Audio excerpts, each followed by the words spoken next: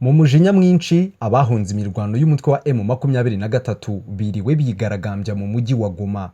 Kuri uyu munsi abantu barenga amajana biriwe bigaragambya mu mujyi wa Goma aho bashinja leta y'iki gihugu kutagira ubufasha ibagenera nyuma yo guhunga imirwano ihanganishije umutwe wa M23 n'igisirikare cya leta FARDC. Aba bigaragambya bari bafite ibyapa byanditseho amagambo yibutsa guverinoma ya Kongo ko nabo ari abanyekongo ndetse ko ikwiye kugira icyo ikora ikabagenera imfashanyo mu gihe bakiri mu buhungiro mu mujyi wa Goma. Bakomeza bavuga ko hari imfashanyo ziheruka gutangwa na Emirates Zunze Ubumwe z'Abarabu ariko ngo kugeza amaginga ya igikorwa cyo kuzibashyikiriza kikaba kiri kugenda biguru ntege kuko izi mfashanyo ngo batarazibona. Baragira bati ntabwo twumva ibiri kutubaho. Twumvise ko Emirates Zunze Ubumwe z'Abarabu zatanze toni zigera kuri 800 z'ibiribwa ariko kugeza amaginga ya ntacyo turahabwa. Muzi ko iyo umuntu ahunze intambara akisanga ari impunzi nta kazi aba yabasha kubona mu buryo bworoshye. Twumvaga ko guverinoma yacu yagakwiye kubidufasha mu gihe dutegereje ko amahoro n'umutekano bigaruka mu duce tw'iwacu. Benshi muri izi mpunzi ni abaturutse mu duce twa Kanyarucinya na Kahembe, bakaba basaba guverinoma ya Kongo kwibuka ko nabo ari abanyekongo ikagira imfashanyo ibagenera muri ibi bihe barimo bitoroshye.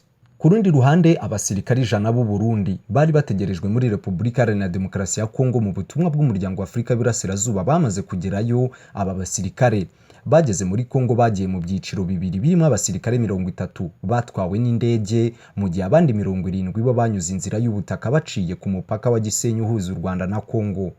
Aba basirikare 30 babanje kugenda bageze i Goma ku cyumweru ku itariki 5 aho byari byatangajwe n'igisirikare cya Kongo FARDC ko bazaza basangwayo n'abandi 70 bazaba bari kunyura ku mupaka wa Gisenyi. Aba basirikare kandi bagomba koherezwa mu bice nka Sake, Kirurirwe ndetse na Kicanga.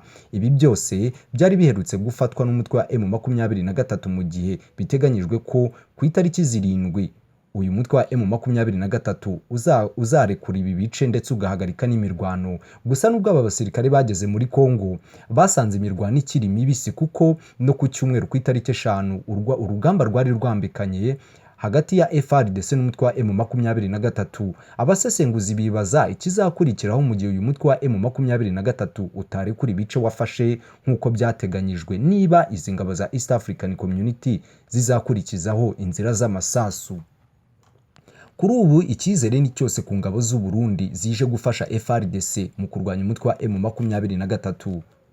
Ku munsi w'ejo ingabo z'u Burundi zigera ku 100 nibwo zasesekaye mu mujyi wa Goma aho zije mu butumwa bw'umuryango wa East African Community bugamije kugarura amahoro n'umutekano mu burasirazuba bwa Kongo.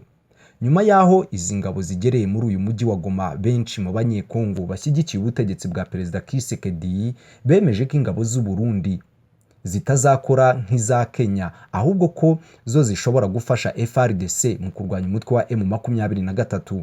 Ku mbuga nkoranyambaga zitandukanye aba banyekongo bavuga ko n'ubusanzwe hari izindi ngabo z'u Burundi muri Kivu y'Amajyepfo ziri gukorana n'iza Kongo mu guhashya imitwe yitwaje intwaro ihabarizwa ndetse ko ariko zigiye kubigenza muri Kivu y'Amajyaruguru zifasha FARDC kurwanya umutwe wa M23. Baragira bati turizera ko ingabo z'u Burundi zitazakora nk'iza Kenya ahubwo tuzi neza ko zishobora gufasha FARDC kurwanya umutwe wa M23 nk'uko ziri kubikora muri Kivu y'Amajyepfo.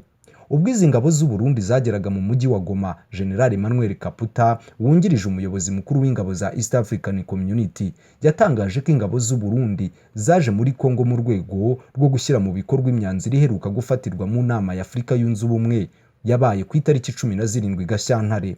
Yakomeje avuga ko umutwe wa M23 ugomba gusubira inyuma ukava mu bice wamaze kwigarurira ndetse ko ingabo za East African Community zirimo n'iz'u Burundi zigomba guhita zijya kugenzura ibyo bice. Ku rundi ruhande ariko hari abasanga iki cyifuzo cy'abanyekongo bashyigikiye ubutegetsi gishobora kutazashyirwa mu bikorwa bitewe n'uko ingabo za East African Community ziri mu burasirazuba bwa Kongo zidafite inshingano zo kurwanya umutwe wa M23. Ibi biheruka gushimangirwa na Major General Jeff Nyaga uyoboye ingabo za East African Community ziri mu butumwa bwo kugarura amahoro n'umutekano mu burasirazuba bwa Kongo. Ubwo icyicaro cya mbere cy'izi ngabo zari ziturutse muri Kenya cyageze mu mujyi wa Goma. Icyo gihe Major Jeff Nyanga yabajijwe n'itangazamakuru mu mujyi wa Goma niba ingabo ayoboye ziteguye guhashya umutwe wa M23. Major General Nyanga yasubije ababwira ko ikizanye ingabo za East African Community muri Kongo atari ukurwanya cyangwa se kugaba ibitero ku mutwe wa M23, ahubwo ko zizahagarara hagati ya FARDC n'umutwe wa M23 kugira ngo imyanzuro y'u Rwanda n'i Nairobi yubahirizwe no kurinda umutekano w'abaturage. Ingabo z'u Burundi ziri muri Kivu y'Amajyepfo zikaba zifite inshingano zitandukanye n'izi ziri koherezwa muri Kivu y'Amajyaruguru, kuko iziri muri Kivu y'Amajyepfo zahagiye binyuze mu masezerano y'ubufatanye hagati ya Kongo n'u Burundi arebana no guhashya imitwe yitwaje intwaro muri Kivu y'Amajyepfo. Ni mu gihe iziri koherezwa muri Kivu y'Amajyaruguru zihaje mu rwego rw'ingabo zihuriweho n'ibihugu bigize umuryango wa East African Community mu butumwa bwo kugarura amahoro n'umutekano mu burasirazuba bwa Kongo, kandi izi ngabo zikaba zizagendera ku mabwiriza izo ngabo zahawe yo guhagarara hagati ya FARDC n'umutwe wa M23 ndetse no kurindira umutekano abaturage. Ngayo nguko rero aya ni amakuru akomeje kugenda aturuka muri Repubulika Iharanira Demokarasi ya Kongo, akomeje kubera intambara idasanzwe iri guhuza umutwe wa M23 n'igisirikare cya Kongo FARDC. Wifuza kuzajya uhora ubona ama updates tuba twabateguriye, icyo usabwa ni ugukora subscribe ndetse ugakanda no kuri ako kamenyetso k'inzogera kugira ngo ujye ubasha kuba uwa mbere mu kubona inkuru tugenda tubagezaho 5 kuri 5.